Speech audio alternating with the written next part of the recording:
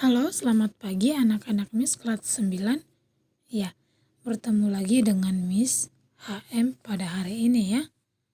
Oke, jadi mari persiapkan dirimu, persiapkan perlengkapan belajarmu.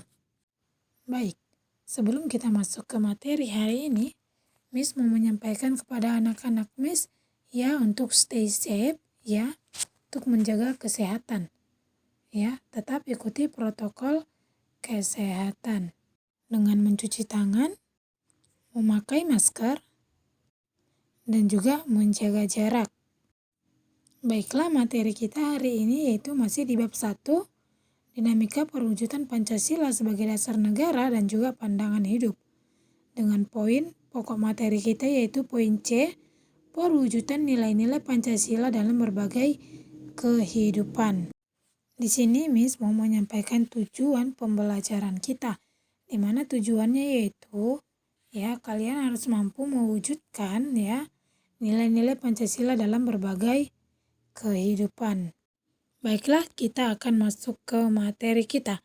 Ya, bisa kamu perhatikan di dalam buku paketmu halaman 19 ya. Di situ poin C, perwujudan nilai-nilai Pancasila dalam berbagai bidang kehidupan. Ya, di sini ada 5 ya. 5 perwujudan dalam berbagai bidang kehidupan. Ya, yang pertama itu ada perwujudan nilai-nilai Pancasila di bidang politik dan hukum. Ya, perkembangan ya di bidang politik itu bisa meliputi lembaga negara, hak asasi manusia, demokrasi dan juga hukum. Pembangunan negara Indonesia sebagai negara modern salah satunya adalah membangun sistem pemerintahan yang sesuai dengan perkembangan zaman. Jadi ada beberapa contoh perwujudan nilai-nilai Pancasila dalam bidang politik. Ya, salah satunya lembaga negara itu dikembangkan sesuai dengan kemajuan dan juga kebutuhan masyarakat dan juga negara. Ya, selanjutnya itu ada bangsa Indonesia menghargai hak dan juga kewajiban, menghargai hak asasi manusia yang sesuai dengan nilai-nilai Pancasila. Selanjutnya itu ada demokrasi, ya yang dimana demokrasi itu dikembangkan berdasarkan demokrasi Pancasila.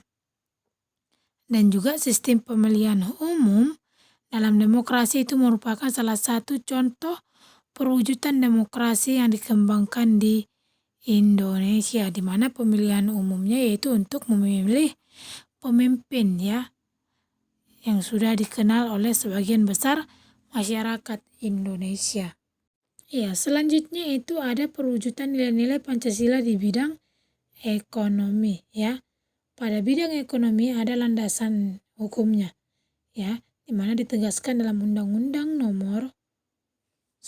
di dalam Undang-Undang Dasar 1945 pasal 33 ya, di mana butir yang pertama itu bumi dan air dan juga kekayaan alam yang terkandung di dalamnya itu dikuasai oleh negara dan digunakan sebesar-besarnya untuk kemakmuran rakyat. Dan juga perekonomian nasional itu diselenggarakan berdasarkan atas demokrasi ekonomi dengan prinsip kebersamaan.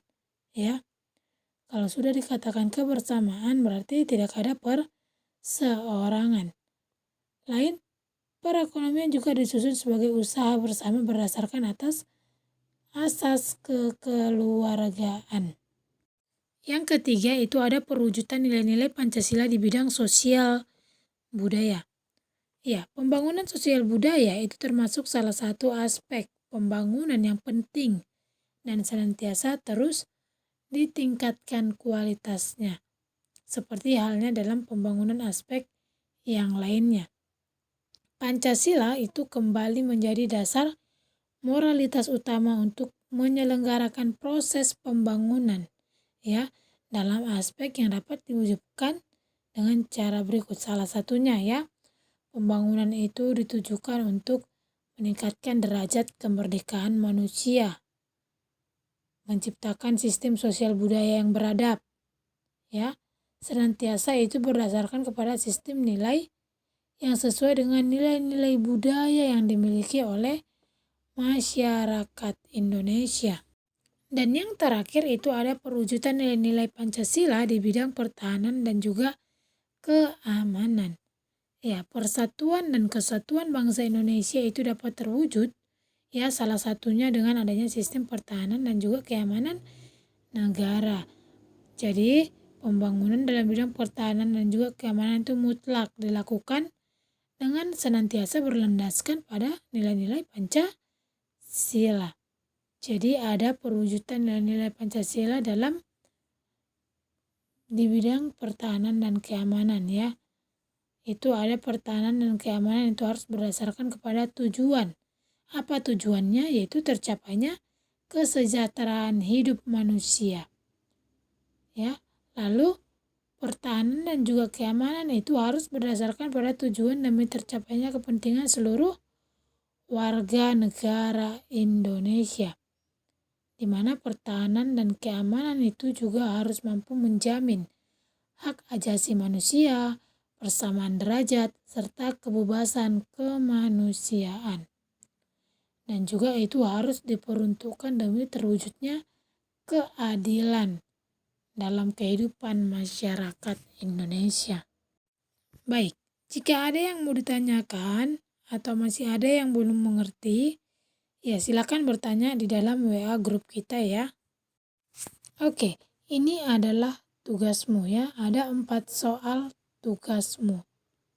Silakan kamu kerjakan di dalam buku latihanmu.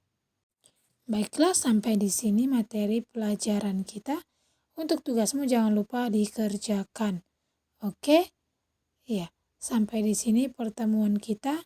Sampai bertemu minggu berikutnya. Shalom.